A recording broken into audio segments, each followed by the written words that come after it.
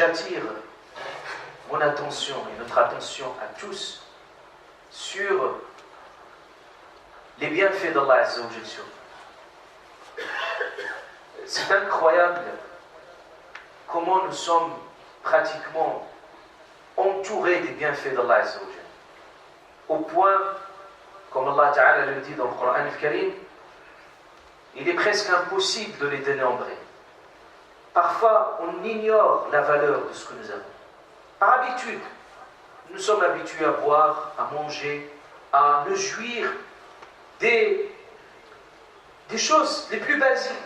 Et pour certains, trouver juste une goutte d'eau, il leur faut des kilomètres. Parfois, ils ne trouvent même pas de pluie. Parfois, il y a des gens qui trouvent même l'eau qui est non potable, qui restent, pour beaucoup de personnes qui restent sur leur faim, ne trouvent pas à se nourrir. Des gens, posez-vous la question de la santé du médecin, des gens qui n'ont même pas, quand ils tombent malades, ils peuvent rester là. Des gens qui sont jetés dans des hôpitaux où il n'y a plus rien qui est à leur service. Des gens qui ne trouvent même pas quoi nourrir leurs enfants. Pas trouver de lait, des gens qui ne trouvent même pas qu'est-ce que ça veut dire se sentir en sécurité. Pas de sécurité. À n'importe quel moment, leur vie est en danger. Alors qu'Allah subhanahu wa ta'ala nous a donné tout cela, et en plus, des choses énormes. Et des choses que, si nous restons à chaque moment, méditer, réfléchir sur ce que nous avons, alors à ce moment-là, nous aurons vraiment une honte absolue devant Allah subhanahu wa ta'ala qui nous a donné tout ça. Allah ta'ala ne demande pas plus. Allah ta'ala nous dit dans ce verset, il dit qu'Allah, qu'est-ce qu'il veut Allah de votre châtiment si vous êtes reconnaissant et vous êtes croyant. C'est qu'Allah ta'ala, il n'est pas là pour nous mettre dans la difficulté. Loin de tout ça. Tout ce qu'Allah Ta'ala il a voulu pour nous, c'est de jouir de la vie, de la bonté et d'être des personnes qui ont la bonté et qui vivent aussi dans la sérénité, dans la paix, dans cette vie d'ici-bas et dans l'au-delà. Et Allah Ta'ala il dit, qu'est-ce que je veux, qu'est-ce que Allah veut de votre châtiment si vous êtes reconnaissant?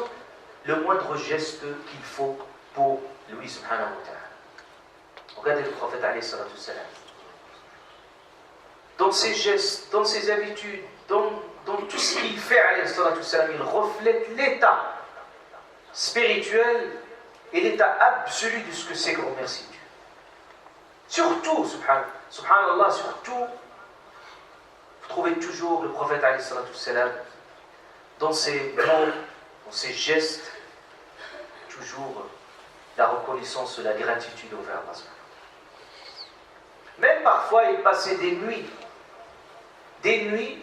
à prier, au point que ça chagrine même sa femme Aïcha radiallahu anha. Il dit, Ya Rasulallah, comment se fait-il? Allah Ta'ala t'a pardonné tous tes péchés antérieurs et postérieurs. Est-il possible encore, et est-il faisable encore que tu puisses encore prier des nuits? Pour quelle raison? Et le prophète lui répond.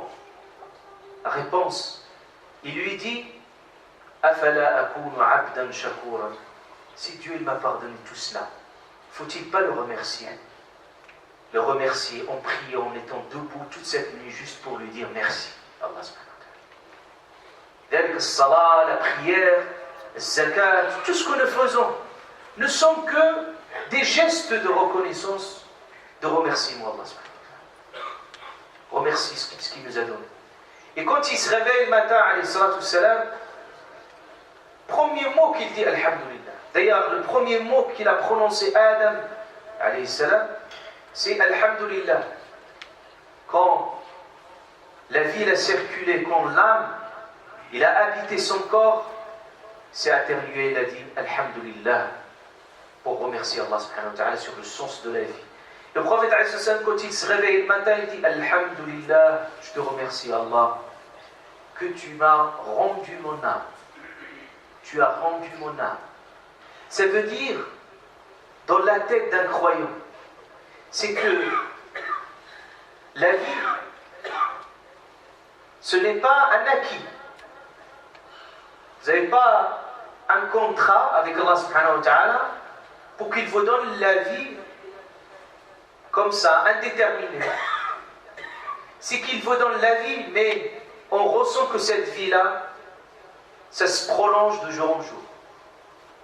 C'est pour ça qu'il dit, remercie Allah ta'ala, il dit, alhamdulillah, alladhi radda, oh Allah qui m'a rendu mon âme. Quel plaisir! C'est que quand on dort, on remet notre âme vers Allah ta'ala. Il quitte notre corps. C'est pas par notre volonté, c'est Allah qui le décide. Le sommeil, c'est plus que vos capacités. Le sommeil, c'est quoi? C'est une mort. C'est une mort réelle. Une mort, c'est-à-dire l'âme quitte votre corps. Mais est-ce qu'il revient cette âme ou non? Vous n'avez aucune garantie. Allah Ta'ala dit, parfois Allah Ta'ala décide de dire à cette âme-là, tu restes là, tu ne reviens plus. Et parfois Allah Ta'ala décide de redonner la vie. Et il dit, il regarde son corps, il voit que tout va bien, il dit, alhamdulillah, sur la santé. Il dit que Dieu m'a donné les mots et les gestes pour le remercier.